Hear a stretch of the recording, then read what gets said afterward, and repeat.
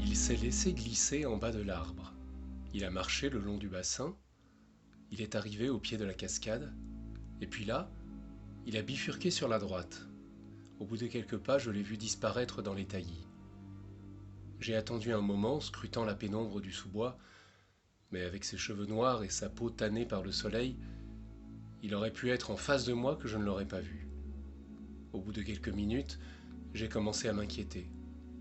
Je pensais qu'il allait ressortir avec une trouvaille spéciale, ou peut-être un déguisement. Je me suis même dit qu'il allait peut-être me faire sursauter en arrivant par derrière ou au-dessus de moi. Je me suis même demandé s'il n'était pas tout simplement rentré à la colonie en m'abandonnant toute seule. Il était un peu bizarre finalement, Fahim. Et j'étais en train de penser à tout ça quand j'ai entendu crier mon nom. J'ai cherché partout du regard, mais je ne le voyais pas. Où tu es, Fahim? Je ne te vois pas. Encore une fois, il m'a appelé. Zabia! Là-haut! Je suis là-haut!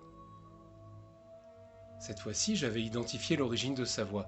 J'ai levé les yeux et je l'ai vu tout en haut de la falaise, là où la cascade prenait son envol.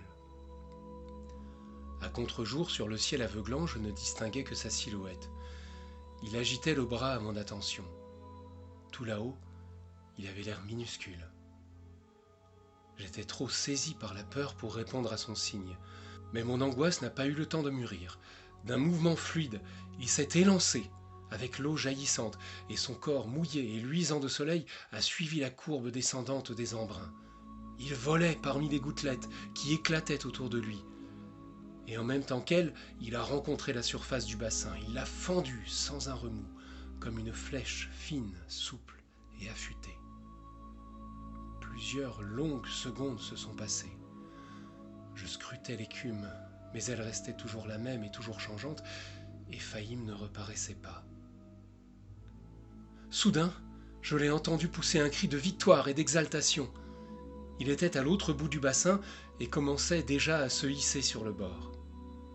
Il est revenu vers moi, a grimpé dans l'arbre et s'est allongé là où il était quelques minutes auparavant. Moi, j'étais estomaqué. Il a repris un peu son souffle, et puis il s'est tourné vers moi et il a dit « Tu ne le répéteras pas, hein? Tu as promis. » Je crois qu'à cet instant, ce qui m'impressionnait le plus, ce n'était pas qu'il ait plongé du haut de la cascade sans hésitation et sans se faire de mal, mais plutôt que ce qui lui importait, c'était seulement que je n'en parle à personne. Que je l'admire ou pas semblait lui être égal. Mais, Fahim, tu es beaucoup plus fort que Sonia et même que Moshe, je lui ai dit. Pourquoi tu dis ça? Eh bien, tu pourrais leur montrer ce que tu sais faire. Il a eu l'air un peu intrigué. Pourquoi faire? Je n'en revenais pas qu'ils ne comprennent pas ce que je voulais dire. Parce qu'alors ce serait toi le chef. Mais je ne veux pas être le chef, moi je m'en fiche. Tu as cru que je voulais te montrer que je pouvais plonger de plus haut qu'eux? Il avait l'air vraiment contrarié. J'ai répondu, ben oui, c'est pas ça? Non, il m'a dit, je voulais te montrer un truc que j'aime bien faire. Je peux t'apprendre si tu veux. Quoi? J'ai hurlé. Je ne pourrai jamais faire ça. N'aie pas peur, Zabia. Je ne veux pas te forcer. C'est juste si tu as envie, je peux t'expliquer. Mais sinon, il ne faut pas. Tu pourrais te faire mal, tu sais. J'étais un peu rassuré. Il était vraiment bizarre, Fahim. Il n'était pas comme Moshe et Sonia. Il ne cherchait pas à en mettre plein la vue pour le défi. Il m'avait juste montré quelque chose qui lui tenait à cœur. Il a dû remarquer que j'avais été effrayé, alors il a enchaîné. « Et toi? Il y a un truc que tu voudrais me montrer ?» Moi, je me sentais minuscule par rapport à lui. « Je ne sais rien faire, » j'ai répondu. « Quoi?